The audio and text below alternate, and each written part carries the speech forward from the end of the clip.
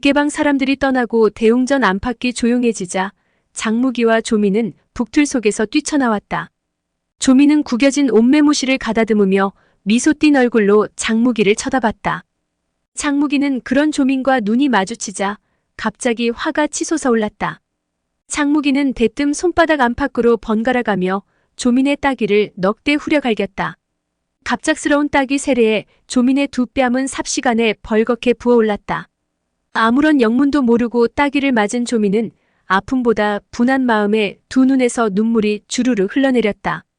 조민이 울음 섞인 목소리로 따져 물었다. 이게 무슨 짓이죠? 그러자 장무기가 화난 목소리로 대꾸했다. 당신이 무슨 염치로 웃는 얼굴로 나를 보는 거요? 조민이 이를 갈며 되물었다. 그게 무슨 소리죠? 내가 당신한테 죄라도 지었단 말인가요? 그 말을 듣자 분을 이기지 못한 장무기가 목청 높여 호통을 쳤다. 이런 뻔뻔한 여자를 봤나? 당신이 도룡도를 훔쳐간 것은 내 뭐라 탓하지 않겠소. 또 우리 넷을 그 황량한 무인도에 버려두고 혼자 도망친 것도 원망하지 않겠소. 하지만 중상을 입고 사경을 헤매던 아리에게 어떻게 그런 악랄하고 지독한 방법을 써서 죽일 수 있단 말이오? 당신 같은 악독한 여자는 세상 천지에 다시 없을 거요. 억울함과 분노로 치를 떨며 듣고 있던 조민이 떨리는 목소리로 대꾸했다. 내가 도룡도를 훔쳤다고? 내가 아리를 죽였다고? 누가 그래? 그걸 누가 봤단 말이야? 당장 내 앞으로 오라고 해서 나하고 대질시켜줘봐. 죽은 사람을 어떻게 불러오라는 말인가? 장무기는 그 뻔뻔스러움에 더욱 분노가 치밀었다. 네가 그렇게 나오겠다면 할 수 없지. 아리를 이승으로 부를 수는 없으니 내가 널 저승으로 보내줄 테니 거기 가서 아리와 대질해봐라. 그러고는 양손을 뻗어 조민의 가냘픈 목덜미를 거머쥐고 힘껏 조이기 시작했다. 숨이 막힌 조민이 본능적으로 손을 뻗어 장무기를 뿌리치려 했지만 아무 소용없었다. 결국 발버둥 치던 조민은 얼마 안 있어 얼굴이 자줏빛으로 부풀어 오르더니 이내 기절하고 말았다. 조민의 목을 움켜잡고 조를 때만 해도 장무기는 그녀를 반드시 죽여야겠다고 다짐했다. 하지만 숨이 막혀 몸부림치다 정신을 잃어버린 채 축 늘어진 조민을 보니 장무기는 저도 모르게 두 손을 풀고 말았다. 그러자 조민은 힘없이 땅바닥에 털썩하고 쓰러져 버렸다. 한참 뒤에야 정신을 차린 조민은 장무기가 두 눈을 부릅뜬 채 자기를 뚫어져라 내려다보고 있는 것을 발견했다. 장무기는 조민이 눈을 뜬 것을 보고 안도의 한숨을 쉬었다. 그런 장무기에게 조민이 물었다. 은소저가 죽었다고 했나요? 조금 전까지 조민이 눈을 뜨지 못할까봐 걱정하고 있었던 장무기는 조민의 입에서 아리의 이름이 나오자 다시 가슴속에서 분노의 불길이 타올랐다. 당신 손으로 아리 얼굴을 난도질하고 바닷물에 던져넣지 않았소? 그러고도 아리가 아직 살아있을 듯 싶었소? 장무기의 원망 섞인 말을 들으며 조민이 떨리는 목소리로 되물었다. 도대체 누가 그런 말을 하던가요? 내가 은소저 얼굴을 난도질하고 바닷물에 빠뜨려 죽였다고. 주소저가 그러던가요? 그 말을 듣고 장무기가 무슨 헛소리 하느냐고 한참을 질책했다. 조민은 고개를 숙인 채 한동안 말이 없다가 다시 물었다. 중원에는 어떻게 돌아왔죠? 이 물음에 장무기는 싸늘하게 웃으며 답했다. 그야 당신 덕분 아니겠소? 당신이 수군 함선을 보내서 우리를 데려오라 했으니깐.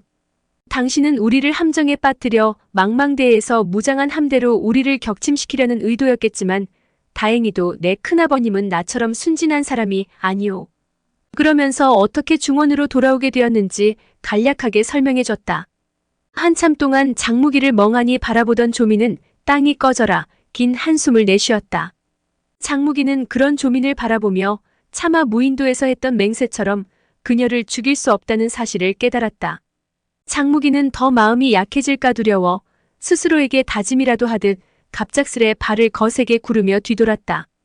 나는 아리의 복수를 해주겠다고 하늘에 맹세했소. 비록 오늘은 내가 마음이 약해 내 손으로 당신을 죽이지 못했지만 언젠가 다시 나를 만난다면 그때는 정말 가만두지 않겠소. 그러니 두 번 다시 나와 마주치지 마시오. 장무기는 말을 마치자마자 큰 걸음걸이로 절간대문을 나섰다. 100여 척 거리쯤 갔을 때 등 뒤에서 조민이 쫓아오며 소리쳐 부르는 소리가 들렸다. 사대엽과 준항자에게 할 말이 있으니 만나게 해줘요. 그러자 장무기가 깜짝 놀라며 말했다. 죽고 싶어 환장했소? 내 큰아버님은 손속에 인정을 두시는 분이 아니오. 장무기의 말에 왠지 조미는 기분이 좋은 듯 활짝 웃으며 말했다. 난 꼭 사대엽을 만나야겠어요.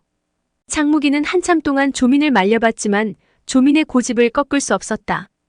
결국 조민의 고집을 꺾지 못한 장무기는 하는 수 없이 그녀와 함께 객점으로 돌아왔다. 어느새 날이 밝아 아침 해가 떠오르고 있었다.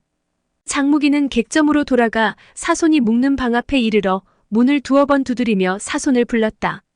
그러나 몇 번을 불러도 방 안에서는 아무런 대꾸가 없었다. 장무기가 조심스레 방문을 밀어보니 방문은 잠겨 있었다. 그 순간 장무기는 뭔가 이상하다는 생각이 들었다. 눈이 먼 사손은 누구보다 귀가 예민했다. 보통 때 같으면 누군가 문 밖에 다다른 기척만 나도 자다가도 놀라 벌떡 깨어났을 터였다. 그리고 외출을 했다면 방문이 안에서 잠길 리가 없었다. 장무기는 얼른 손에 힘을 주어 방문을 부수고 방 안으로 들어섰다. 역시 사손은 방 안에 없었다.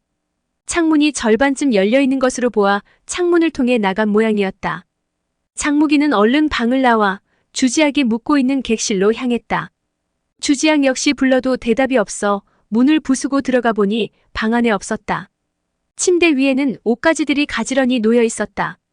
장무기는 혹시나 침입자가 있었나 싶어 객점 심부름꾼을 불러 물어보았으나 싸우는 소리를 듣지도 못했고 그들이 나가는 것도 보지 못했다고 했다. 장무기가 곰곰이 생각해보니 두 사람 스스로 어떤 기척을 듣고 바깥으로 동정을 살피러 나간 모양이었다. 사손이 비록 두 눈이 멀었다고는 해도 당대에 그를 위험하게 할 고수가 몇이나 되겠는가. 더구나 주지아까지 함께 있다면 별다른 사고는 나지 않을 것이라 생각했다. 그제야 장무기는 다소 마음이 놓였다. 장무기는 조민에게 사손과 주지학이 돌아올 동안 각자의 방에서 쉬자고 말하고는 사손의 객실로 들어갔다. 그렇게 시간이 흘러 초저녁 무렵이 되었을 때 여인 복장으로 갈아입은 조민이 방으로 들어오며 장무기에게 갈아입으라고 옷을 건넸다. 장무기가 방에서 쉬는 동안 조민은 밖에 나가서 갈아입을 옷과 타고 갈 말을 구해왔다. 밤이 깊어질 때까지 사손과 주지학이 돌아오지 않자 조민은 주지학의 방으로 건너갔다. 조민이 나가고 침상에 비스듬히 기대앉아 있던 장무기 머릿속에 한 가지 생각이 번쩍 떠올랐다. 현명이로는 어디로 갔을까? 생각이 현명이로에 미치자 갑자기 불안감이 밀려왔다. 현명이로 정도의 고수라면 사손이 눈이 멀지 않았더라도 이들 가운데 한 사람을 대적해서 이기는 것도 힘들었다. 장무기는 침대 위에서 벌떡 일어나 조민이 있는 방으로 건너갔다. 다급한 모습으로 건너온 장무기를 보고 조민이 물었다. 무슨 일이죠? 조낭자, 당신 부하인 현명이로는 어디로 갔소? 아마 내가 절간에서 빠져나와 관내로 돌아간 줄 알고 지금쯤 남쪽으로 뒤쫓아가고 있을 거예요. 그 말이 사실이오? 그러자 조민이 차갑게 비웃으며 대꾸했다. 내 말을 믿지도 않으면서 못하러 물어보는 거죠? 장무기가 그 말에 대꾸하지 못하고 머뭇거리자 조민이 다시 말했다. 내가 한번 맞춰볼까요? 당신은 지금 내가 현명이로를 이객점으로 보내 사대엽과 당신이 애지중지하는 주소저를 해치지 않았을까 겁이 나서 그러는 거죠. 그 말은 장무기 마음속에서 가장 두려워하던 것을 건드리고 말았다. 조민은 이마에 힘줄이 시퍼렇게 돋아날 정도로 화가 난 장무기의 얼굴을 보자 덜컥 겁이 났다. 방금 공연한 말을 했구나 싶어 후회스러운 느낌마저 들었다. 부릅뜬 눈초리로 조민의 얼굴을 뚫어져라 노려보면서 장무기가 천천히 따져 물었다. 당신은 조금의 두려움도 없이 내 큰아버님을 만나겠다고 이객점으로 찾아왔소. 또 말끝마다 대질하겠다고 거침없이 행동해왔지. 그게 모두 그 두 사람이 없다는 것을 미리 알고 한 소리 아니오? 장무기는 다그쳐 묻는 중에도 조민 앞으로 걸음을 옮기고 있었다. 이제 조민과 장무기 간의 거리는 불과 세척 남짓이었다. 그런 장무기를 조민 역시 두 눈 딱 부릅뜨고 마주 쏘아보며 대꾸했다. 장무기, 세상 만사를 자기 눈으로 직접 보지 않고 함부로 말하는 게 아닙니다. 더구나 제멋대로 터무니없는 상상을 해서도 안 되지요. 날 죽이고 싶거든 당장 이 자리에서 날 죽이세요. 그런데 내가 죽고 난 뒤에 당신 양부가 죽지 않고 멀쩡히 살아 돌아온다면 그땐 당신 마음이 어떨까요? 그 말을 듣자 흥분에 들떴던 장무기는 정신이 번쩍 들었다. 장무기는 큰아버지 걱정에 잠시 흥분했다고 사과했고 조민도 말이 심했다고 사과했다. 사손방으로 돌아온 장무기는 그날 밤이 다 지나도록 불안감에 잠을 이루지 못하고 뜬 눈으로 지새웠다. 결국 새벽이 되도록 사손과 주지학은 돌아오지 않았다. 날이 밝아오자 건성으로 아침 식사를 마친 두 사람은 어디서 사손과 주지학을 찾아야 할지 상의했다. 그러다 개방 방주 사활용 일행을 뒤쫓아가서 탐문해보자는 결론에 이르게 되었다. 두 사람은 즉시 숙박비를 계산하고 만약 사손이나 주지학이 돌아오거든 객점에서 기다려달라는 말을 전해달라고 당부했다. 그러고는 전날 조민이 구해온 준마 두 피를 나눠 타고 남쪽을 향해 질풍처럼 달리기 시작했다. 두 사람은 하룻낮 동안 쉬지 않고 200여 리를 달렸다. 그리고 하룻밤을 묵고 다음날 아침 일찍 다시 개방 사람들을 뒤쫓았다. 정오가 가까울 무렵 한겨울 세찬 찬바람이 휘몰아치더니 갑자기 하늘이 어두컴컴해졌다. 그리고 다시 20여 리를 달려갔을 때 거위 깃털만한 한방눈이 펄펄 흩날리면서 곧이어 폭설로 바뀌어갔다. 해질녘이 되자 온종일 쏟아져 내린 눈이 거의 한자 높이까지 쌓였다. 하늘은 갈수록 어두워지는데 사방을 둘러봐도 집 한 채 보이지 않았다. 장무기야 구양신공을 익힌 덕분에 피로감이나 추위를 느끼지 않았다. 하지만 조민은 이미 지칠 대로 지쳐 더 이상 말을 타고 가기 힘든 상황이었다. 쉴 곳을 찾아 한마장쯤 더 갔을 때 갑자기 왼쪽 수풀 속에서 노루 한 마리가 툭 뛰쳐나오더니 산속으로 냅다 뛰어 달아나기 시작했다. 장무기는 그 노루를 잡아 끼니를 때워야겠다고 생각하고 몸을 날려 노루 발자국을 뒤쫓았다. 산비탈을 돌아나가자 노루가 어느 동굴 속으로 뛰어드는 모습이 보였다. 순간 장무기는 내력을 끌어올려 쏜살같이 뒤쫓아 노루가 동굴 속에 들어가기 직전에 목덜미를 움켜잡았다. 그러고는 손에 힘을 주자 노루의 목뼈가 뿌지직하고 소리를 내며 부러졌다. 동굴은 그리 넓지 않았으나 두 사람이 들어가기에는 충분했다. 장무기는 노루를 들쳐매고 조민이 기다리는 곳으로 돌아가 동굴을 발견했다고 알렸다. 두 사람은 말 두 피를 끌어다 비탈진 등성이 곁 커다란 소나무 두 그루에 매놓고 마른 나뭇가지를 주워다 동굴 안에 화토불을 지폈다. 의외로 동굴 안에는 들짐승의 배설물이 없고 고약한 냄새도 나지 않았다. 안쪽을 들여다보니 칠흑같이 어두워 끝닿은 데가 보이지 않았다. 장무기는 노루를 잡아 배를 가르고 껍질을 벗겨 눈덩이로 말끔히 씻은 다음 화토불에 올려놓고 굽기 시작했다. 불빛이 활활 타오르면서 동굴 안은 봄날처럼 따스해졌다. 어쩌다 흘깃 돌아보니 일렁거리는 불빛이 밝아졌다 어두워졌다 하는 가운데 그녀의 갸름한 얼굴에 반사되어 한결 요염한 모습이 돋보였다. 조민도 무슨 낌새를 챘는지 흘깃 눈길을 돌려 마주 바라보고 있었다. 두 눈길이 마주치자 어설픈 웃음이 희죽 흘러나왔다. 두 사람은 노루고기로 배를 채우고 동굴벽에 기대 앉은 채 눈을 붙였다. 지칠 대로 지친 조민은 금세 잠이 들었다. 한밤중이 되었을 때 갑자기 멀리서 말발굽 소리가 어렴풋이 들려왔다. 장무기는 그 소리를 듣고 즉시 잠에서 깨어났다. 귀 기울여 들어보니 네 필의 말이 남쪽에서 올라오고 있었다. 깊은 밤중에 폭설을 무릅쓰고 길재촉을 하는 걸 보니 아주 급한 일이 있는 모양이었다. 말발굽 소리는 동굴 근처까지 와서 뚝 그쳤다. 그리고 한참이 지난 후 천천히 동굴 쪽으로 접근해왔다. 아마도 장무기와 조민이 동굴로 오면서 남겨둔 발자국이 아직 덮이지 않은 모양이었다. 이때 조민도 놀라 잠에서 깼다. 혹시 저 사람들이 적은 아닐까요? 우리 잠시 피해서 어떤 사람들인지 살펴보기로 해요. 그러고 나서 조민은 동굴 어귀에 쌓인 하얀 눈더미를 가져다 화토불부터 껐다. 그와 동시에 말발굽 소리가 뚝 그쳤다. 뒤이어 뽀드득 뽀드득 눈을 밟고 다가오는 발소리가 들리더니 잠깐 사이에 동굴 밖 100여 척 되는 곳에 이르렀다. 다가오는 네 사람 모두 몸놀림이 무척 빠른 것을 보건대 무공이 높은 고수들이 분명했다. 조민이 살그머니 손을 잡아 끌고 동굴 안쪽 으슥한 구석으로 들어갔다. 동굴은 안쪽으로 갈수록 좁아졌으나 깊이가 어지간히 깊어 100여 척쯤 들어가고 보니 비스듬히 꺾여 돌아가는 곳이 나왔다. 모퉁이를 막 돌았을 때 동굴 바깥에서 누군가의 목소리가 들려왔다. 여기 동굴이 있습니다. 장무기는 그 음성을 듣고 깜짝 놀랐다. 귀에 익은 이 목소리는 넷째 사백 장송계였다.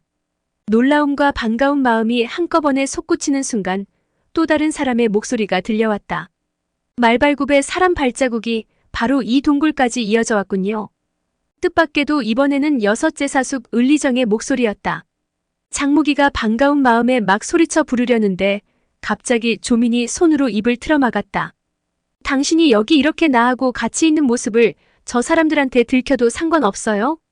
장무기도 생각해보니 지금 사백과 사숙을 만나는 것은 좋을 것 같지 않았다. 물론 자신과 조민이야 누가 뭐래도 떳떳한 몸이지만 청춘 남녀가 으슥한 동굴 안에서 함께 잠을 자고 있었는데 이 모습을 보면 아무리 변명을 해도 믿어주지 않을 터였다. 그런데 이번에는 또 유연주의 목소리가 들려왔다. 여기 솔가지를 태운 자국이 있군. 노루가죽에 아직 피가 마르지도 않았고 말이야. 뒤이어 대사백 송원교의 목소리도 들려왔다. 일곱째가 제발 무사해야 할 텐데 난 아무래도 마음이 불안하구나. 송원교의 말을 듣고 보니 지금 무당 사협은 막내 사숙 막성곡의 행방을 찾고 있는 게 분명했다. 장무기는 어찌된 일인지 귀 기울여 들었다. 장송계가 웃으며 송원교의 우려를 떨쳐버리듯 말했다. 우리 큰형님은 아직도 막내를 철부지로만 보시는 모양입니다. 근래 들어서 무당 막치렵의 명성이 얼마나 높은지 알고나 계십니까? 옛날 어릴 적 코올리개가 아니란 말입니다. 설사 강적과 만났다고 해도 일곱째 혼자서 충분히 상대하고도 남을 테니 아무 걱정하지 마세요. 을리정이 그 말을 받았다. 저는 일곱째 아우 걱정은 하지 않습니다. 오히려 무기, 그 아이가 지금 어디서 무얼 하는지 몰라 걱정됩니다. 지금 그 녀석이 명교 교주 자리에 있으니 그 아이를 음해하려고 노리는 적들이 적지 않을 겁니다. 나무도 크게 자라면 바람을 많이 맞는다고 하지 않았습니까? 그 녀석은 무공이 높다고는 하지만 사람 됨됨이가 너무 충직하고 순진해서 강호풍파가 얼마나 험한지 잘 모릅니다. 그러니 간교한 자의 술수에 빠져들까 그게 걱정입니다. 몰래 엿듣던 장무기는 마음속으로 깊은 감동을 느꼈다. 이어서 송원교가 말했다. 일곱째가 북쪽으로 무기를 찾으러 왔다가 뭔가 실마리를 잡은 모양이야. 그런데 천진객점에 남겨놓은 글자가 무슨 뜻인지 알 수가 없으니 그게 문제일세. 그러자 장송계가 말을 받았다. 집안에 변고가 생겼으니 깨끗이 청산해야 한다고 남긴 글 말이군요. 우리 무당 문화에 어떤 몹쓸 폐륜화가 생겼다는 뜻인데 혹시 무기 그 녀석이 잘못을 저지른 것은 아닌지 걱정입니다. 장송계의 말투에는 깊은 우려가 담겨 있었다. 그러자 을리정이 장무기는 무당파 명예를 더럽히는 일은 하지 않았을 거라고 변호했다. 그러나 장송계는 걱정스레 말했다. 무기 녀석이야 그렇지만 조민이란 그 요사스러운 계집이 너무 간교하고 악독해서 하는 말일세. 무기는 나이도 한창 젊은 데다 혈기가 왕성한 때라 미색에 혹하면 제 아버지처럼 패가망신하기 십상이지 않겠나? 제발 그 요녀한테 홀려서 제 아버지처럼 되지는 말아야 할 텐데. 내 사람은 다음 말을 잇는 대신 그저 장탄식만 내뱉을 따름이었다. 여기까지 엿들은 장무기는 생각했다. 만약 저분들이 나하고 조낭자가 여기 함께 있는 모습을 목격하셨다가는 내가 1000만 번 죽는다고 해도 씻지 못할 누명을 쓰고 말겠구나. 그런 생각을 하고 있을 때 대사백 송원교가 떨리는 목소리로 말했다. 의복의 넷째, 사실 내 마음속에 줄곧 의혹 하나가 있는데 차마 입이 떨어지지 않네 그려. 막상 이야기를 꺼내자니 죽은 다섯째한테 미안해서 말일세. 장송계가 무거운 입을 열어 천천히 되물었다. 큰형님은 지금 무기 녀석이 일곱째한테 독수를 쓰지 않았을까? 그걸 걱정하고 계시는 겁니까? 송원교의 대꾸가 들려오지 않았다. 그러나 장무기는 비록 대사백의 모습을 보지 않아도 그가 말없이 고개를 천천히 끄덕이고 있음을 알 수 있었다. 그걸 증명하듯 장송계의 변명이 들려왔다. 무기 그 아이는 본성이 순박하고 후덕해서 사리대로 본다면 그럴 리가 없을 겁니다. 다만 걱정스러운 것은 일곱째 성질이 너무 거칠고조급해서 무기를 지나치게 다그치다가 둘이서 싸우기라도 했을까봐 걱정입니다. 게다가 조민이란 요사한 것이 간계를 부려 중간에서 시비라도 붙였으면 그랬다면. 넷째 사형의 뒷마디가 자신없게 수그러들자 을리정이 안타깝다는 듯이 두 사형에게 핀잔을 주었다. 큰형님과 넷째 형님은 그런 쓸데없는 헛소리로 괜한 걱정들 하지 마시오. 막내 아우한테는 아무 일도 없을 테니 마음들 놓으시오. 그러나 송원교의 목소리는 여전히 무거웠다. 그랬으면 오죽이나 좋겠는가. 하지만 이 장검을 보게. 일곱째가 늘 몸에 지니고 다니던 것 아닌가. 이 칼을 발견했을 때부터 내 가슴 떨림이 멈추지 않아 견딜 수가 없네. 이때서야 조용하던 유연주가 나섰다. 그전만큼은 확실히 이해 못할 일입니다. 우리처럼 무학을 익힌 사람은 늘 지니고 다니는 병기를 아무데나 함부로 내버려 두지 않습니다. 더구나 이 칼은 스승님께서 손수 막내에게 내려주신 겁니다. 무림에서는 검이 있는 한 그 주인의 목숨도 붙어 있고 검을 잃으면 주인도 목숨을 잃는다고 했습니다. 장무기도 그 말을 듣자 뭔가 불길한 생각이 들었다. 스승이 하사하신 장검을 막내 사숙이 아무데나 놓아두고 행방불명되었다니 이건 보통 일이 아니다. 또 한편으로는 답답하고 씁쓸한 기분이 들었다. 나더러 조민의 미색에 홀려 막내 사숙을 해쳤다니 세상에 어찌 그런 일이 있을 수 있단 말인가. 한참 동안 우울한 기분으로 있으려니 동굴 안쪽 깊숙한 곳에서 짐승의 몸뚱이에서 나는 역겨운 채취가 풍겨나왔다. 어쩌면 이 동굴 깊숙한 곳에 들짐승이 웅크리고 있는지도 몰랐다. 장무기는 혹시라도 들짐승 때문에 송원교 일행에게 들킬까봐 조민의 손을 잡아 끌면서 살금살금 안쪽으로 들어갔다. 한 손은 조민을 잡고 한 손은 앞으로 내밀어 만약의 사태에 대비했다. 고작 세 걸음을 내디뎠을까 모퉁이를 돌자 휘젓던 손길에 부드러운 물체가 닿았다. 그 감촉은 사람의 몸 같았다. 깜짝 놀란 장무기는 누군지는 몰라도 조금이라도 소리를 내면 송원교 일행이 금방 눈치챌 것이라 생각했다. 장무기는 더 생각할 것도 없이 내뻗은 손으로 상대의 가슴과 배 사이 5군데의 혈도를 연거푸 찍었다. 그런 다음 그 사람의 손목을 움켜잡았다. 그러나 그 사람의 손은 얼음같이 차가웠다. 벌써 오래전에 숨이 끊긴 시체였던 것이다. 장무기는 동굴 어귀 쪽에서 꺾여 들어오는 흐릿한 빗줄기를 통해 그 사람을 자세히 살펴보았다. 그리고 이내 그 시체의 주인이 바로 일곱 제사숙 막성곡임을 알아보았다. 장무기는 아무 말 없이 막내 사숙의 시체를 안아들고 뚜벅뚜벅 동굴 바깥쪽으로 걸어나가기 시작했다. 너무나 놀라고 당황해서 송원교 일행에게 발각되어서는 안 된다는 생각조차 잊어버린 것이다. 불빛이 점차 강해지면서 시체의 얼굴이 또렷하게 보였다. 일곱 제사숙 막성곡이 틀림없었다. 핏기라곤 한 점도 비치지 않는 창백한 얼굴이었다. 그리고 무엇이 그리 원통했는지 미처 감지도 못하고 부릅뜬 두 눈은 볼수록 끔찍스럽기만 했다. 장무기는 한동안 어떻게 해야 좋을지 모른 채 그 자리에 망연자실하게 서 있었다. 그러나 부주의하게 내디딘 발걸음 소리는 고요한 정적에 쌓여있던 동굴 안을 쩌렁쩌렁 울렸고 송원교 일행의 귀에도 똑똑히 들렸다. 유연주가 먼저 소리쳤다. 안쪽에 사람이 있다. 그 말과 동시에 무당 사협은 일제히 장검을 뽑아들었다. 그제야 장무기도 정신이 번쩍 들었다. 아차, 큰일 났구나. 내가 막내 사숙의 시신을 아는 채 여기 숨어 있었으니 입이 10개라도 누명에서 벗어나지 못하겠구나. 장무기는 삽시간에 천만 가지 온갖 상념이 뇌리를 스쳐갔다. 그러나 송원교 일행과 맞닥뜨리게 되면 어떻게 누명을 벗어야 할지 전혀 생각나지 않았다.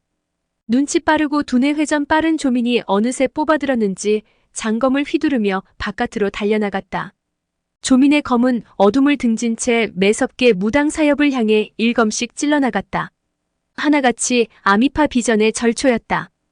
조민은 정면 대결로는 무당 사협 중 단 한 명도 이길 수 없다는 사실을 너무나 잘 알았다.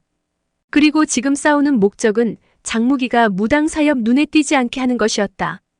그녀는 죽기 살기로 공격의 내력을 쏟아부으며 앞으로 치고 나갔다.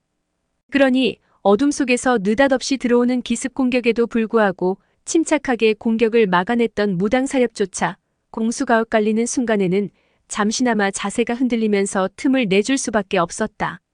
조민은 신락같이 벌어진 틈새를 놓치지 않고 전속력으로 뛰었다. 결국 그녀는 좁은 동굴에서 무당 사협의 포위망을 뚫고 동굴 밖으로 나가는 데 성공했다. 무당 사협은 일제히 잡으라고 소리치며 조민의 뒤를 쫓아 동굴 밖으로 나갔다. 그때 조민은 무당 사협이 타고 온 말 4필 가운데 한 마리의 고삐를 칼로 끊고 안장 위에 올라타고 있었다. 어느새 쫓아왔는지 등 뒤에서 송원교의 칼이 날아들었다. 조미는 황급히 몸을 돌려 송원교의 칼을 쳐내면서 양 발꿈치로 말베떼기를 사납게 쳤다. 그러자 놀란 말이 고통을 이기지 못하고 질풍같이 치고 나갔다. 이제 됐다 싶었던 그때 돌연 등뼈가 으스러지는 듯한 아픔이 조민을 덮쳤다. 어느새 따라붙은 유연주의 일장에 얻어맞은 것이다. 그러나 조민은 고통을 애써 참아가며 더욱 말을 재촉했다. 등 뒤에서 무당사협이 경공신법으로 무섭게 추격해왔다. 조민은 어떻게 해서든지 추격자들을 꼬리에 달고 한 걸음이라도 더 멀리 도망쳐야 한다고 생각했다. 그럴수록 위기에 처한 장무기가 동굴에서 탈출할 가능성이 높아지기 때문이다. 무당사협은 동굴 안에 또 다른 사람이 숨어 있다는 사실은 까맣게 모르고 줄기차게 조민의 뒤만 쫓아갔다. 머리 좋은 장송계는 이대로 조민을 따라잡기는 힘들 것이라 생각하고 혼자 뒤돌아 타고 온 말이 있는 곳으로 달려갔다. 그러고는 말 세 피를 전부 끌고 다시 돌아와 송원교와 유연주에게 말을 건넸다. 그리고 을리정은 자기 등 뒤에 태우고 조민을 맹렬히 뒤쫓았다. 동굴 속에서 조민이 갑자기 뛰쳐나갔을 때도 장무기는 정신이 멍한 상태라 그녀의 의도를 알아채지 못했다. 그러나 밖이 소란스러워지자 그제야 장무기도 조민의 의도를 깨닫고 즉시 막성곡의 시신을 아는 채 동굴 바깥으로 달려나왔다. 장무기는 동쪽에서 조민이 무당사협을 유인하는 소리가 들리자 서쪽으로 달렸다. 단숨에 1이 남짓 뛰었을 때 큼지막한 바위더미가 보였다. 장무기는 바위 뒤쪽 응달진 구석에 눈과 흙더미를 파헤치고 막성곡의 시신을 감춰놓았다. 그러고는 다시 길을 돌아가 높은 나무 위로 뛰어올랐다. 장무기는 혹시 몰라 나무 사이를 건너뛰며 조민이 달아난 방향으로 이동했다. 그러는 동안에도 슬픔과 분노의 감정이 뒤섞여 가슴속 흥분이 가라앉지 않았다. 막내 사숙을 죽인 범인은 도대체 누구일까?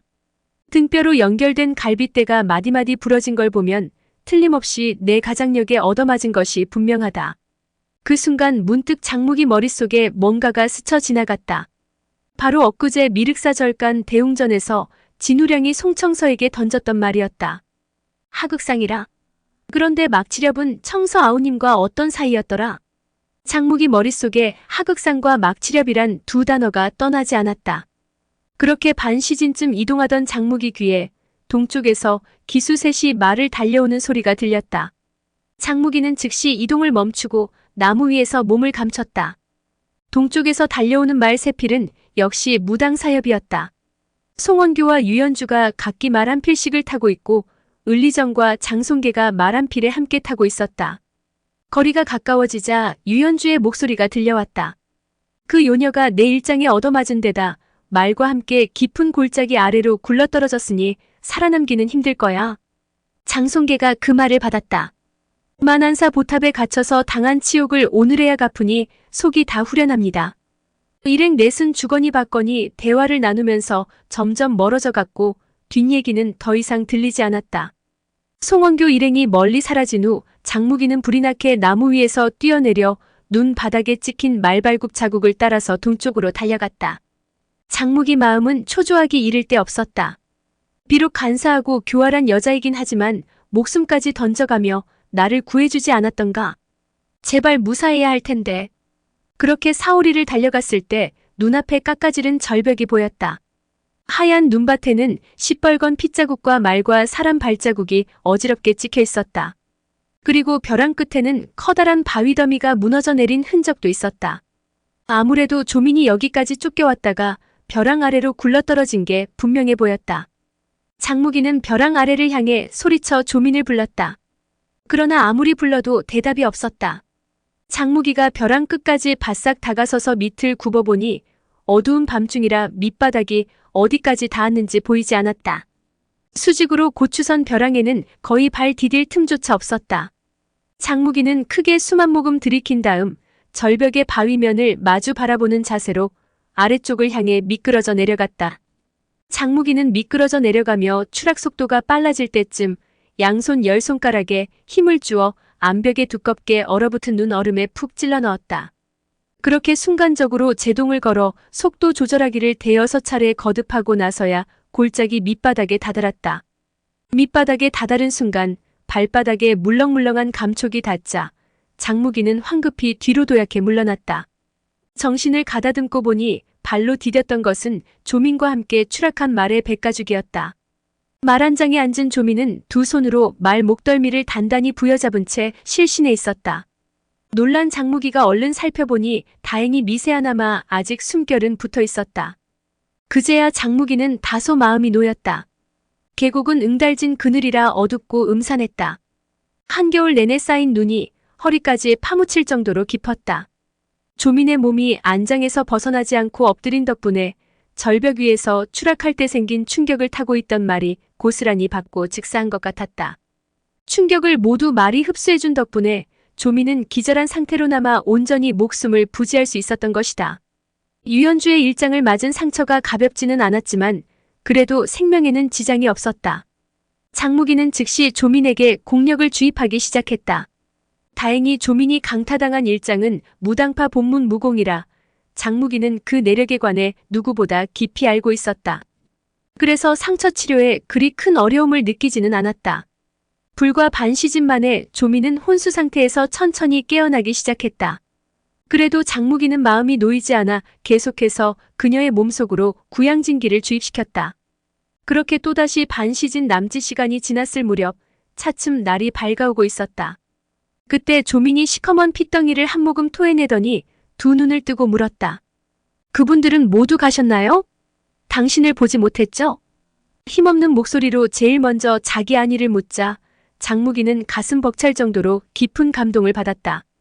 당신 덕분에 날 보진 못했소. 나 때문에 당신이 큰 고생을 했구려. 그 말을 듣자 조민이 입가에 미소를 지으며 다시 눈을 감았다.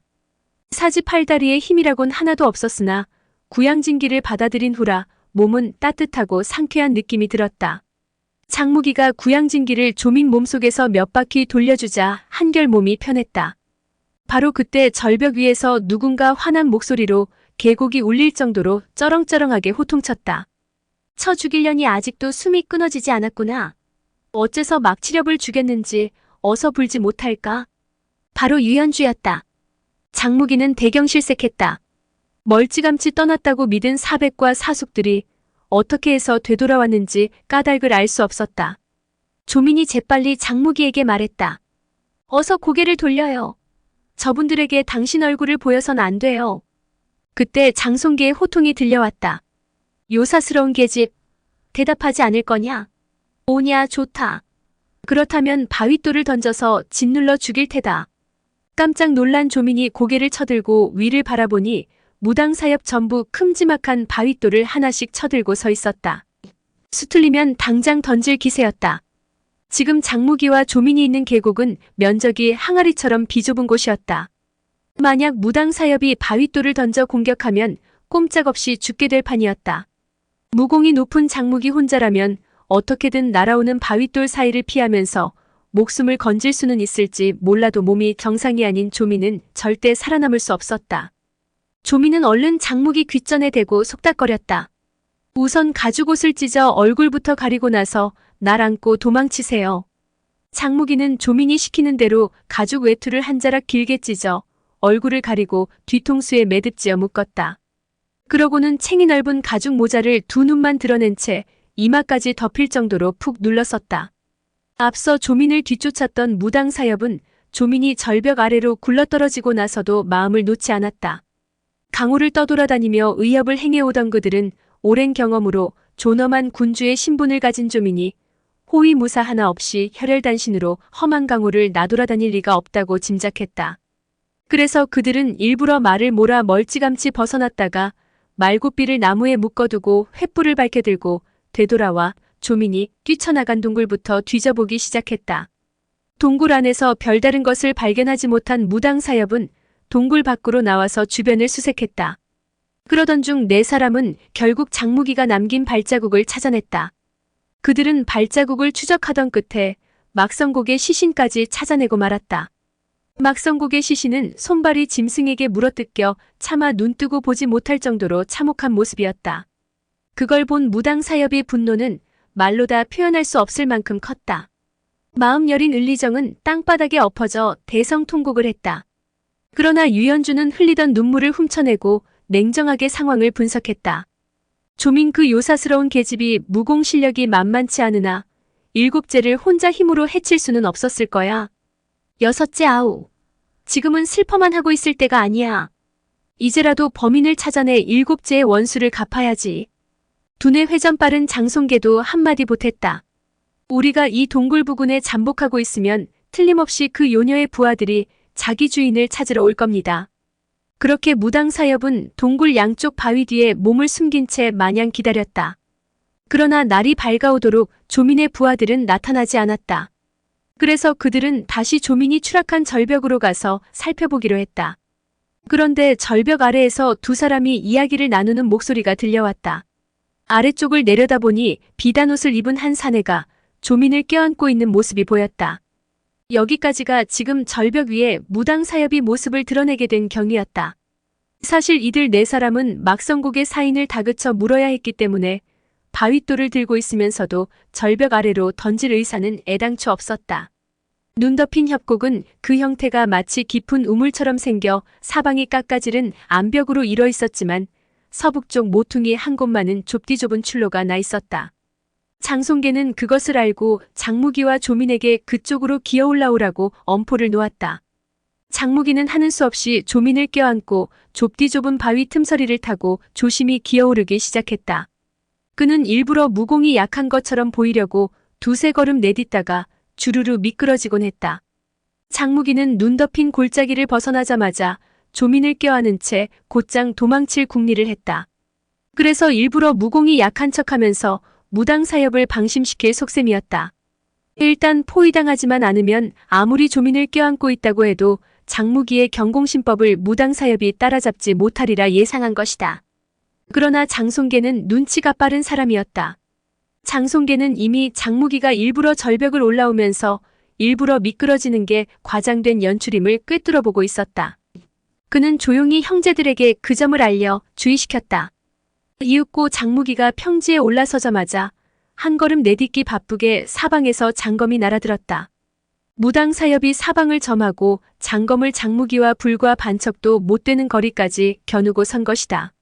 송원교가 한맺힌 목소리로 호통쳤다. 이 몽골 오랑캐놈아. 털가죽으로 얼굴을 가렸다고 네가 목숨을 건져 도망칠 수 있을 듯 싶으냐? 무당파 막치렵이 누구 손에 죽었는지 얼른 실토해라. 만에 하나 조금이라도 거짓이 있다면 내가 이 칼로 네 몸뚱이를 갈기갈기 찢어놓고 말겠다. 평소 송원교는 무당 치렵 중에서 가장 온화하고 예의 바른 정인군자였다. 그러나 지금 송원교는 막성국의 처참한 죽음에 분노해 저도 모르게 험악한 말을 내뱉고 있었다. 조민이 어쩔 수 없다는 듯이 한숨을 내쉬며 모두가 들을 수 있게 말했다. 얄루부카 장군. 일이 이 지경이 되었으니 저 사람들한테 사실대로 말해주세요. 그러고는 귓속말로 얼른 속삭였다. 성화령 무공을 쓰세요. 장무기는 내분 사백과 사숙에게 무력을 쓰고 싶지 않았다. 하지만 형세가 워낙 급박하니 싸우지 않고서는 도저히 이 공경을 헤쳐나갈 길이 없었다. 그는 어금니를 악물었다. 그러고는 느닷없이 안고 있던 조민을 냅다 을리정에게 던져보냈다. 그와 동시에 괴성을 지르며 몸을 훌쩍 솟구쳐 오르더니 손을 뻗어 장송계를 움켜잡아 던져버렸다.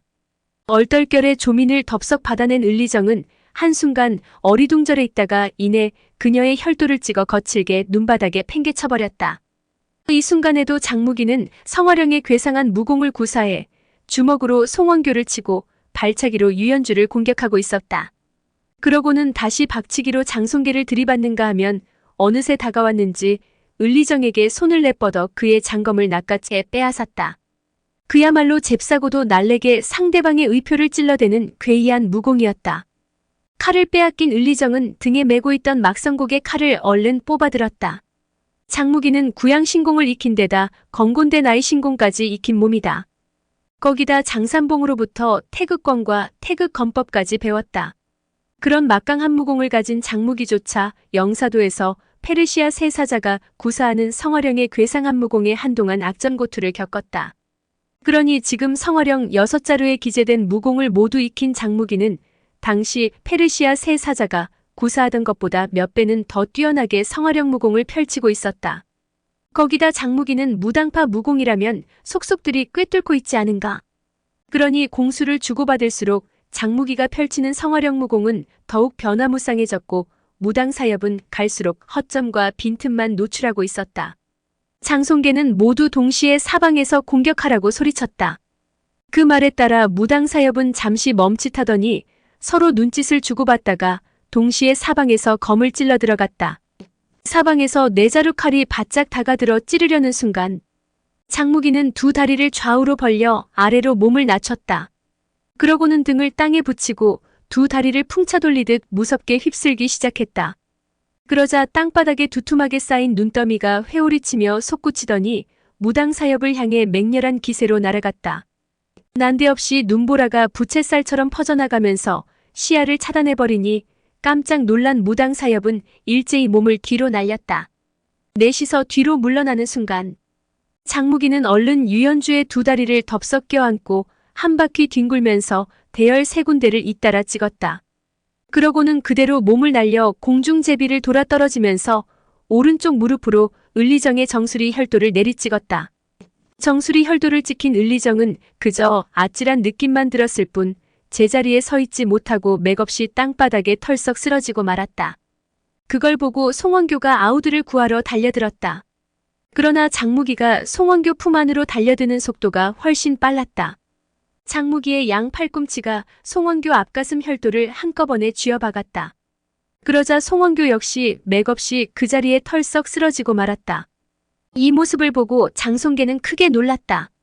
형제들 넷 가운데 자기 한 사람만 남았으니 자기도 곧 제압당할 것은 불보듯 뻔한 일이었다. 송원교를 쓰러뜨린 장무기는 그대로 장송계를 향해 몸을 날렸다. 장송계가 날아드는 장무기를 향해 검을 찔러 넣었지만 어느새 장무기는 시야에서 사라지고 없었다. 그러자 장송계의 칼끝이 움찔했다. 그 순간 장송계는 아랫배와 왼쪽 허벅지 혈도 네 군데를 찍히고 말았다. 삽시간에 한쪽 다리가 마비된 장송계는 중심을 잃고 그 자리에 털썩 쓰러지고 말았다. 장무기가 다시 상체를 제압하려고 등에 있는 혈도를 찍으려는 순간이었다. 갑자기 장송계가 큰 소리로 처절하게 비명을 질렀다. 그러더니 두 눈을 뒤집고 심한 경련을 일으키더니 이내 숨이 끊어진 듯 온몸이 꼿꼿하게 굳어졌다. 갑작스러운 변고에 장무기는 그만 혼비백산하고 말았다. 방금 혈도를 찍은 손길은 그다지 무거운 것이 아니었다. 장송계 정도의 무인에게는 경상조차 입힐 만한 게 아니었는데 어떻게 숨이 끊어질 수 있단 말인가? 장무기는 혹시 넷째 사백이 자기가 모르는 고질병이 있는데 조금 전 혈도에 타격을 입고 발작한 것이 아닐까 하는 생각이 들었다. 그러자 등줄기에서 식은땀이 흘러내렸다. 장무기는 부들부들 떨리는 손길로 황급히 넷째 사백의 코 밑에 손을 대보았다. 바로 그 순간 갑자기 장송계의 왼손이 슬그머니 뻗어오더니 장무기의 얼굴을 가리고 있던 복면을 획 잡아채 벗겨버렸다. 순간 두 사람은 서로 빤히 바라보았다. 한참이 지나서야 장송계가 떨리는 목소리로 입을 열었다. 잘한다 무기. 이제 봤더니 너였구나. 우리가 그토록 널 위해 주었는데 어떻게 이럴 수가. 장송계는 그만 오열을 터뜨리고 말았다. 어느새 장송계 얼굴은 분노로 침통해졌고 흘러내리는 눈물은 멈출 줄 몰랐다. 사실 장송계는 광명정에서 장무기가 구양신공과 건곤대 나이 신공을 사용해 6개 문파 고수들과 싸우는 모습을 본 적이 있었다.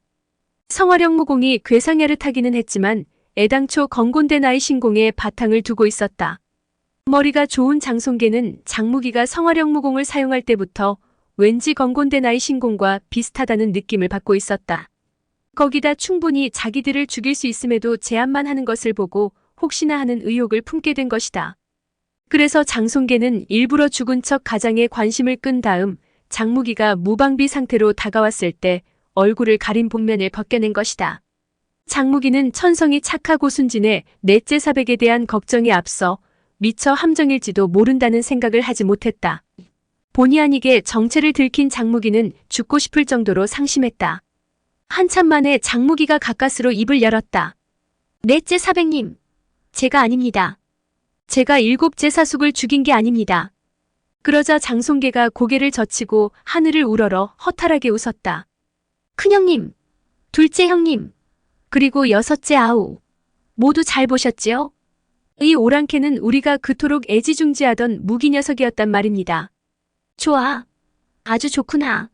무기야. 어서 우리 넷도 죽이려무나. 송원교, 유연주, 을리정 세 사람은 꼼짝달싹 못하는 몸이었으나 매서운 눈초리로 모두 무서운 눈초리로 장무기를 노려보았다. 사백과 사숙들의 원한에 가득 찬 눈총을 한 몸에 받은 장무기는 정신이 아찔해지고 마음이 너무나 아파 아무것도 생각할 수 없었다. 그저 자신은 죽어야 한다는 생각만이 온머릿속을 가득 메웠다. 장무기는 힘없이 땅에 떨어진 장검을 집어들고 자기 목젖에 가져다 댔다. 그때 조민이 다급한 목소리로 소리쳤다. 장무기, 사내대장부가 한때 억울한 일을 좀 당했기로써니 그걸 참지 못하고 죽으려는 거예요? 당신은 하늘이 두 쪽 나는 한이 있더라도 막치렵을 죽인 진범을 찾아내 복수해야죠. 그 말에 흠칫 놀란 장무기는 정신이 번쩍 들었다. 짧았던 생각을 속으로 뉘우치면서 장무기는 조민에게 다가가 그녀의 막힌 혈도를 풀어주고 앞으로 어떻게 해야 좋냐고 물었다. 그러자 조민은 자기 부하 중에도 뛰어난 인물이 많고 명교 역시 뛰어난 인물이 많으니 반드시 진범을 잡을 수 있을 거라고 장무기를 위로했다. 곁에서 그 말을 듣고 있던 장송계가 화난 목소리로 꾸짖었다. 장무기, 내 놈에게 털끝만치라도 양심이 남아있거든. 어서 빨리 우리 넷을 죽여라. 내 놈이 부끄러운 줄도 모르고 저 요사스러운 계집과 노닥거리는 추태를 내 차마 눈뜨고 보지 못하겠다. 장송계의 호통을 들은 장무기는 금세 얼굴이 새파랗게 질렸다. 장무기는 사실 지금 이 상황에서 무엇을 해야 할지 아무것도 생각나지 않았다. 이러지도 저러지도 못하고 망연자실한 그를 조민이 다시 일깨워 주었다. 우리 먼저 한리마부터 구하러 가요. 그런 다음 객점으로 돌아가 당신 양부님을 찾아보고 당신 일곱째 사숙을 누가 죽였는지 그 진범을 추적 조사해봐요. 그리고 또 당신의 외사촌 누이를 살해한 범인까지 찾아내야 해요. 그 말을 듣고 장무기는 이상한 생각이 들었다. 아리를 죽인 범인이 또 다른 범인을 찾으러 가자니 세상에 이럴 수가 있나? 장무기는 너무나 어처구니가 없어 멍하게 되물었다. 뭘 어떻게 하자고? 그러자 조민의 입에서 차가운 반문이 연거푸 터져나왔다. 막치렵을 당신이 죽였나요? 어째서 당신 사백과 사숙 네 분이 당신을 범인으로 단정했죠? 아리낭자를 내가 죽였나요? 어째서 당신은 나를 범인으로 지목하고 몰아세우죠? 설마 당신이 남에게 억울한 누명을 씌우는 것은 괜찮아도 남이 당신에게 억울한 누명을 씌우는 것은 용납 못하겠다. 그런 얘기는 아니겠죠? 조민의 그 몇 마디가 청천벽력과도 같이 장무기의 고막을 뚫고 들어갔다. 너무나 큰 충격의 장무기는 할 말을 잃은 채 퀭한 눈망울로 허공을 쳐다보았다. 지금 몸소 겪어보고 나서야 세상 일이란 게 이따금 헤아리기 어렵다는 사실을 깨달은 것이다. 장무기는 혹시 조민 이 여인도 나처럼 억울한 누명을 쓴 것은 아닌가 생각했다. 그때 조민의 차분히 가라앉은 목소리가 들려왔다. 당신이 네 분께 찍은 혈도를 저분들이 스스로 풀 수 있나요? 그러자 장무기가 고개를 가로저었다. 그 수법은 성화령에 기재된 기문무공이라 12시즌이 지난 후에 저절로 풀리면 모를까 스스로 풀지는 못할 거요. 그렇다면 우리 이 네 분을 동굴 속에 모셔다 놓고 떠나가기로 해요. 그러자 장무기는 일단 무당 사엽을 하나씩 안아다가 눈바람을 피할 수 있도록 커다란 바위 뒤로 옮겼다. 그런 다음 말을 끌고 와 태워서 동굴로 갈 생각이었다. 그런데 그때 북쪽에서 급하게 치닫는 말발굽 소리가 요란하게 들려왔다. 소리로 보건대 앞쪽에 한 필, 뒤쪽에 두 필, 도합 3명의 기수가 사나운 기세로 질주해오는 소리였다. 무당 사엽을 큰 바위 뒤에 옮겨놓은 장무기와 조민은 얼른 몸을 엎드렸다. 장무기와 조민이 숨어있는 바위 근처로 말 한 필이 무서운 속도로 달려왔다. 그리고 그 뒤를 말 두 필이 매섭게 추격해오고 있었는데 그 거리는 불과 200~300척밖에 되지 않았다. 첫 번째 기마가 접근해오자 장무기는 조민을 향해 속삭였다. 송청서 형님이요. 그러자 조민이 얼른 송청서를 막으라고 말했다. 장무기도 그 말을 듣고 뭔가 생각난 것이 있는지 즉시 땅바닥에서 얼음덩어리 하나를 집어들고 손가락으로 튕겨 날렸다. 날아간 얼음덩이는 그대로 송청서가 탄 말 앞발목에 적중했다. 난데없이 날아든 얼음덩이에 얻어맞은 말은 고통을 이기지 못하고 땅바닥에 털썩 무릎을 꿇었다. 그 순간 말 한 장에서 몸을 솟구쳐 올린 송청서가 지면에 발을 딛기 무섭게 말을 일으켜 세우려 했으나 말은 왼쪽 다리가 부러져 땀바닥에 쓰러진 채 버둥거리기만 할 뿐이었다. 뒤에서 추격해오는 기수들이 점점 가까워지자 송청서는 당황하며 두리번거리다 장무기 일행이 숨은 곳으로 도망쳐오기 시작했다. 장무기는 다시 얼음덩어리 하나를 주워들고 손가락으로 튕겨 날렸다. 날아간 얼음덩어리는 송청서 오른쪽 종아리 혈도에 명중했다. 이어서 장무기는 번개 같은 속도로 무당 사협이 아열을 모조리 찍었다. 그때 송청서가 외마디 소리를 지르면서 눈밭에 나뒹굴었다. 곧이어 맹렬한 기세로 추격해오던 말 두 필이 들이닥쳤다. 뜻밖에도 그 추격자들은 개방의 장로 진우량과 장바룡두였다. 송청서를 발견한 진우량과 장바룡두는 말 한 장에서 뛰어내리더니 조심스레 다가왔다. 송청서가 탄 말이 지친 끝에 쓰러져 낙마했다고는 해도 무공이 뛰어난 송청서가 그 정도로 부상을 입었을 거라고 생각하지 않았기 때문이다. 그들은 섣불리 방심했다가 오히려 역습당할지도 모른다는 생각에 양쪽으로 나뉘어 각자 병기를 뽑아들고 송청서를 겨누고 있었다. 장무기는 장백산으로 독초를 구하러 간 세 사람 중 두 사람이 송청서를 뒤쫓아온 것으로 보아 송청서가 양심의 가책을 느끼고 도망쳤다고 판단했다. 장무기는 얼른 송청서를 구해야겠다고 생각하고 땅바닥에서 얼음덩어리를 주워 진우량에게 튕겨보내려 했다. 그 순간 조민이 장무기의 팔을 잡으며 고개를 흔들었다. 그러고는 손가락으로 자기 귀를 툭툭 쳤다. 저들 셋이서 과연 무슨 얘기를 나누는지 들어보자는 신용이었다. 그때 장바룡두의 성난 목소리가 들려왔다. 송가 이놈, 무슨 짓을 하려고 야반도주를 했느냐? 혹시 무당산으로 달려가 네 아비한테 우리 계획을 고자질하려는 속셈이냐? 그러면서 들고 있는 칼을 송청서 머리 위에서 이리저리 휘둘렀다. 장바룡두가 휘두르는 칼바람 소리가 얼마나 큰지 바위 뒤편에서 꼼짝달싹 못하는 송원교의 귀에도 똑똑히 들려왔다. 사랑하는 아들이 위기에 처했다고 생각하니 아비된 사람의 심정이 얼마나 조마조마하겠는가. 송원교는 무심히 돌아보던 장무기와 눈길이 마주쳤다. 송원교는 간절히 애원하는 표정으로 장무기를 바라봤다. 장무기는 그런 뜻을 알아채고 조용히 고개를 두어 번 끄덕여 보였다. 정말 위험한 상황이 오면 나가서 구해주겠다는 뜻이었다. 그때 송청서의 대꾸가 들려왔다. 난 아버님께 일러 바치러 가는 길이 아니었소. 그 말을 장바룡두가 다시 받았다. 방주께서 니놈 떨어 나와 함께 장백산에 가서 약을 캐오라고 명하셨는데 어째서 간다는 말 한마디 없이 훌쩍 떠나버린 거냐? 당신도 낳아주고 길러주신 부모님이 계셨지 않소? 당신들이 나더러 아버님을 해치라고 하는데 내 어찌 차마 그럴 수 있단 말이오? 난 죽으면 죽었지 절대로 그런 짐승보다 못한 짓은 할 수가 없소. 나는 세상에 용납 못할 죄인이오. 애당초 살고 싶은 생각도 없는 몸이오. 지난 며칠 동안 눈만 감으면 7째 사숙이 나더러 목숨을 내놓으라고 달려드는 모습이 보였소. 그분의 한 맺힌 영혼이 저승으로 가지 못하고 내게 달라붙어 떨어지지 않는 것 같아 견딜 수가 없었소. 이제는 더 견디기 어렵소. 이 더러운 목숨을 그 팔궤도로 쳐서 단칼에 날 죽여주시오. 송청서의 말을 들은 장바룡두가 팔궤도를 번쩍 치켜들더니 냅다 고함을 질렀다. 오냐 이놈. 내 단칼에 니놈을 죽여주마. 네가 감히 방주님의 명을 거역하고 우리 개방을 배반했는데 살기를 바랬더냐? 이때 진우량이 불쑥 끼어들었다. 용두 형님, 고정하시구려. 마음 떠난 사람 죽여버린들 무슨 이득이 있겠소? 저갈대로 가게 그냥 내버려 둡시다. 그 말에 장바룡두가 뭔 소린가 싶어 두 눈을 휘둥그레 떴다. 이대로 그냥 놓아주잔 말인가? 진우량이 차갑게 비웃으며 그 말을 받았다. 이 친구는 제 손으로 7째 사숙되는 막성곡을 살해했습니다. 그 사실을 무당파에서 알게 된다면 저 친구 목숨이 남아나겠습니까? 우리 손에 피를 묻히지 않아도 어차피 죽을 녀석입니다. 우리같이 의협의 길을 걷는 사람 손에 저런 불충불효하고 의리 없는 페류나의 더러운 피를 굳이 묻힐 필요는 없지요.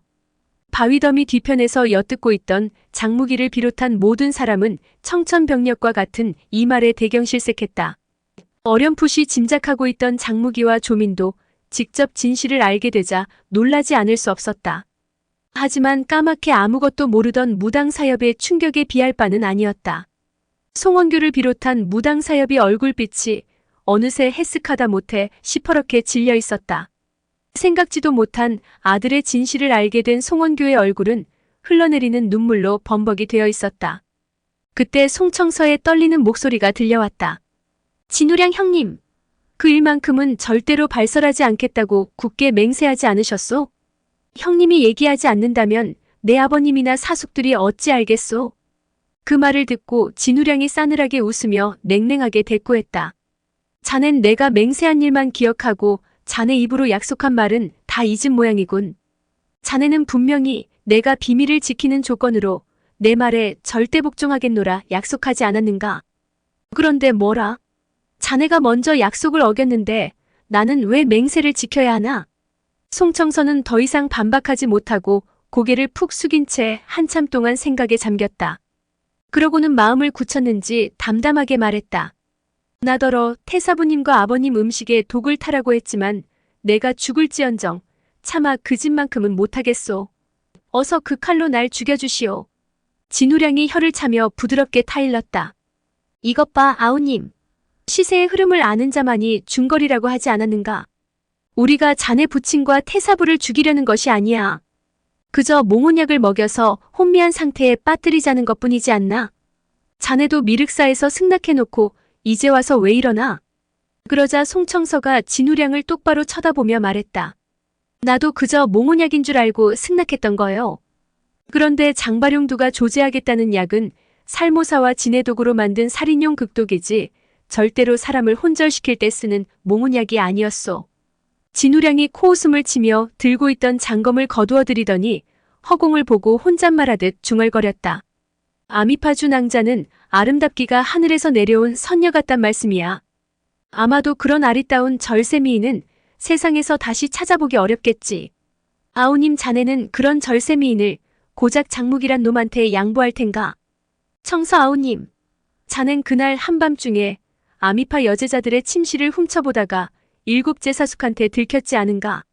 그래서 밤새도록 쫓기다 석강까지 가서 결국 싸움이 벌어졌고 끝내는 사숙되는 분을 시해하고 말았지. 안 그런가? 그게 다 무엇 때문이었는가? 바로 아리따운 미모의 준왕자 때문이 아니었던가? 쯧쯧쯧, 일이 어차피 이 지경으로 된 바에야 나 같으면 갈 때까지 가보겠네. 안 그럼 그동안 애써 쌓은 공든탑이 하루아침에 물거품이 되는 것인데 너무 애석한 노릇 아닌가?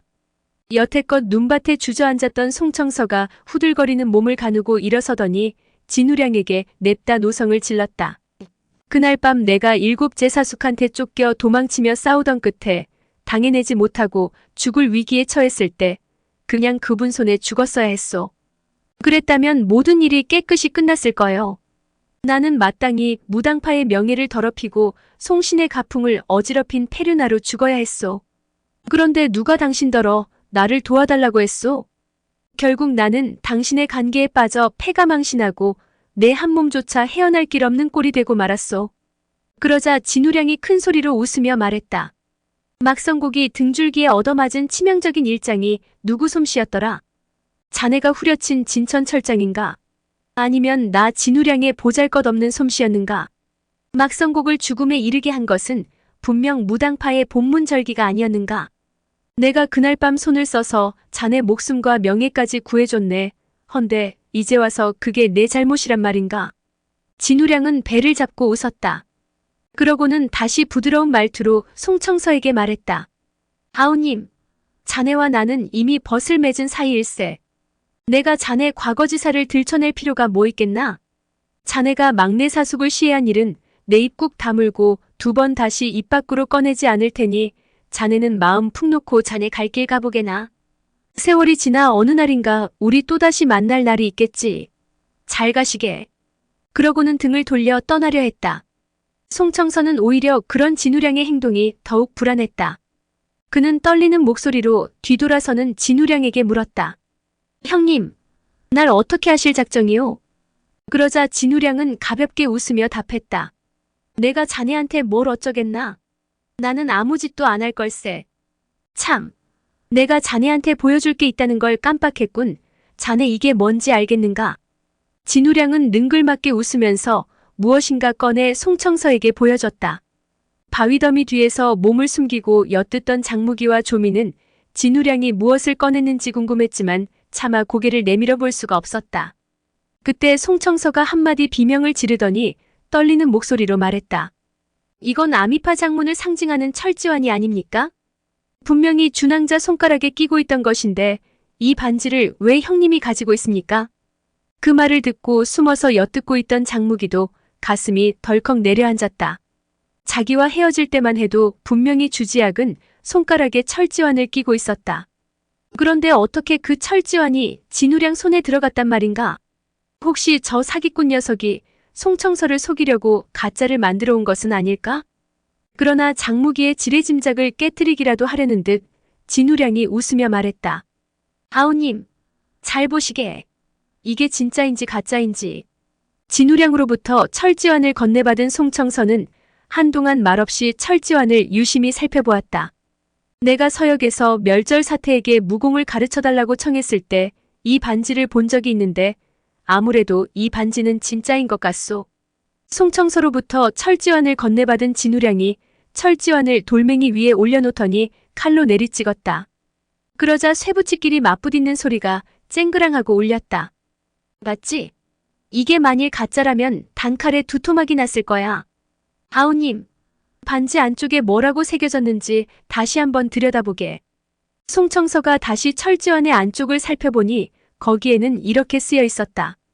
사랑하는 딸 양에게 남기도다. 진우량이 말했다.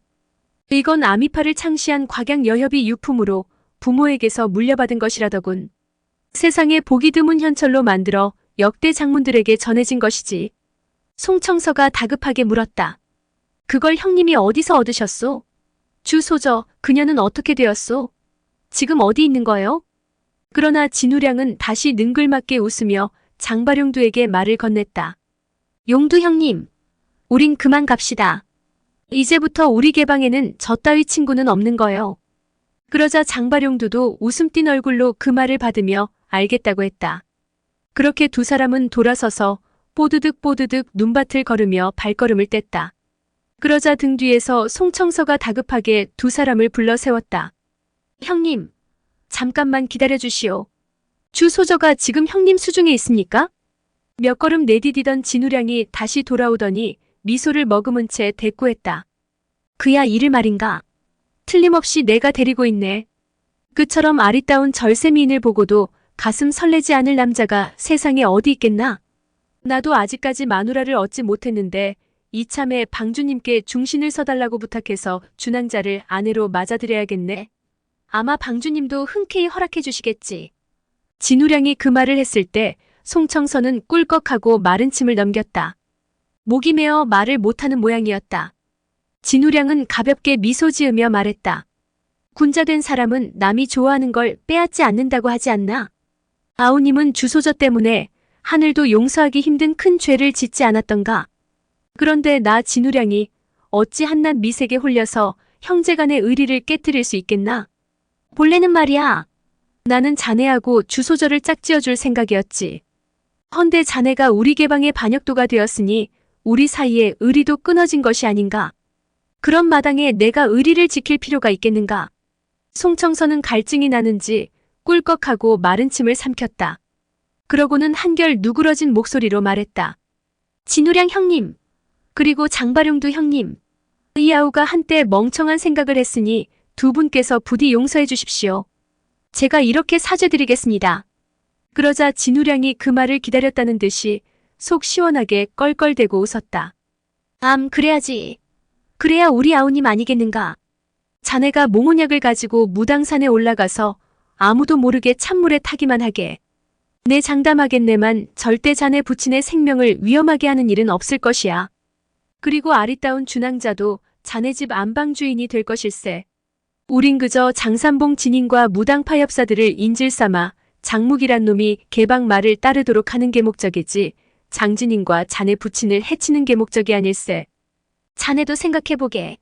만일 장진인이나 자네 부친이 우리 손에 목숨을 잃는다면 장묵이란 녀석이 오히려 우리 개방에 복수하려 될 텐데 그러면 우리 개방한테 무슨 이득이 있겠는가? 그러자 송청서도 그 말이 맞다며 고개를 끄덕였다. 진우량의 말이 이어졌다.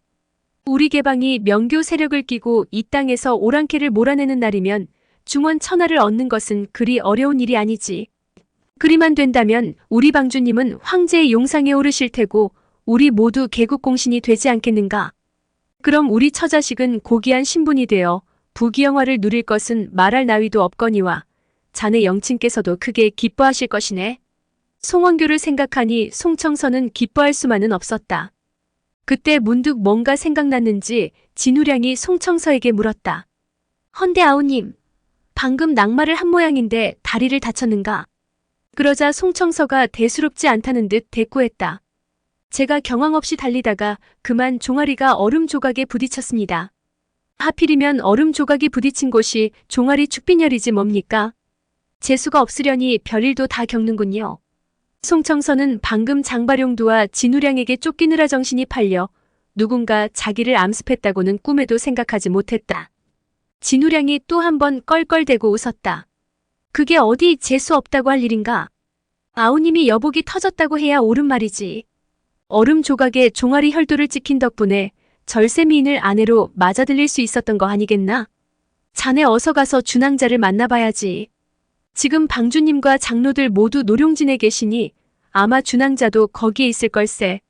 무당산 일만 잘 끝나면 이 형님께서 자네 두 사람을 책임지고 짝지어줄 테니깐 아무 염려 말게. 송청서는 기쁜 표정으로 얼른 노룡진으로 떠나자고 재촉했다. 그러면서 어떻게 하다 주지학이 개방 손에 떨어지게 되었는지 물었다. 그러자 진우량이 그 경위를 대략 설명해줬다. 진우량의 말에 따르면 개방 총회합이 있던 그날 2층 주류에서 술과 음식을 먹던 장발용두와 장봉용두는 개방 제자인 척하고 패거리 가운데 섞여있는 세 사람을 발견했다고 한다.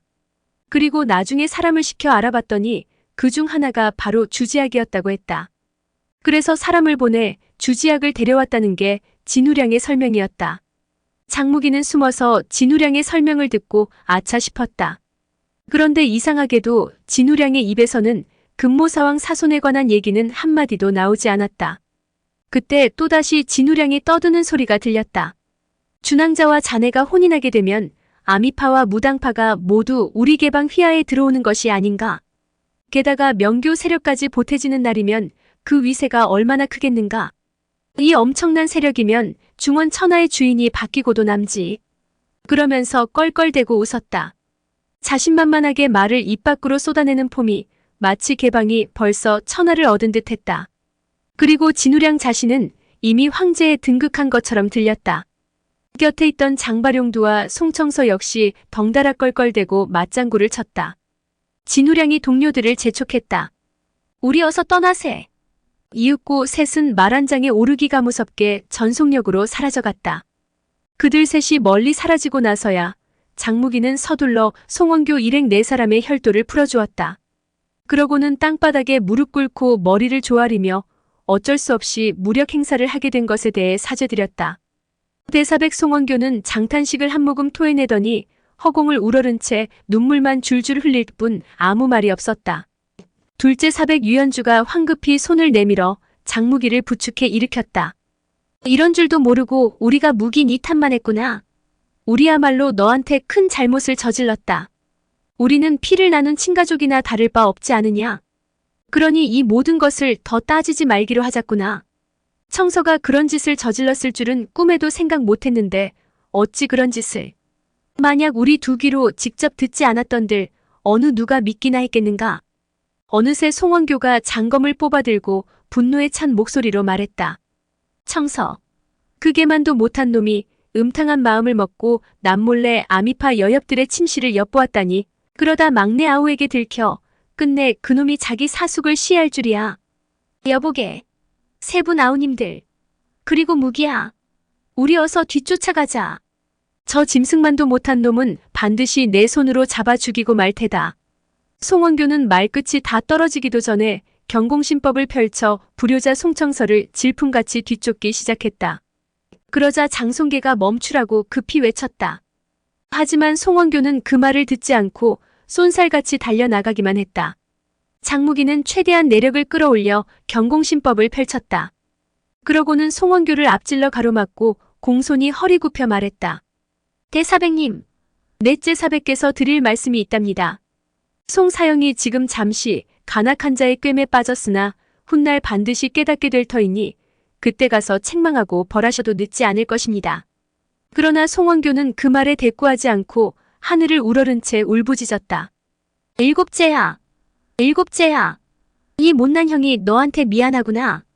송원교는 20여 년 전 왜 다섯째 아우 장취산이 유대함에 대한 죄책감을 이기지 못하고 스스로 목숨을 끊었는지 그 심정을 가슴 깊이 이해할 수 있었다. 그는 맥없이 축 늘어뜨린 장검을 번쩍 들기 가무섭게 칼날을 되돌려 자기 목을 그어갔다. 그 모습을 보고 대경실색한 장무기가 건곤대 나의 신공을 펼쳐 눈 깜짝할 사이에 장검을 빼앗았다. 천만다행히도 치명상은 모면했지만 칼끝은 어느새 목적 부위를 긋고 지나간 뒤여서 피가 배어나오고 있었다. 뒤이어 달려온 세영제도 대사형이 자결하려 했다는 사실에 놀라 좋은 말로 위로했다. 형제들 가운데 가장 침착한 장송계가 대의를 들먹이며 말했다. 큰형님, 문호를 깨끗이 정리하는 것도 중요하지만 지금은 그보다 더 큰 일이 있습니다. 방금 진우량이란 자의 말을 들어보면 개방이 무림의 여러 문파를 제압하고 이 나라 강토를 도모할 계략을 꾸미고 있는 것 같습니다. 그러니 우리는 먼저 막중한 대사부터 논의해야 합니다. 그리고 지금 스승님께서는 이 일을 전혀 모르고 계십니다. 우리가 어서 무당산으로 가서 대비해야 합니다. 장송계가 스승까지 거론하면서 타이르자 송원교는 원망스러운 눈길로 장송계를 흘겨보다가 어쩔 수 없이 장검을 거두어 칼집에 꽂아 넣었다. 지금은 내 마음이 혼란스러우니 아무런 결정을 내리지 못하겠네. 그저 넷째 아우 자네 말을 듣기로 하겠네. 송원교가 좀 진정되자 곁에 있던 을리정이 금창약을 꺼내 맏형의 목덜미 상처에 발라주었다.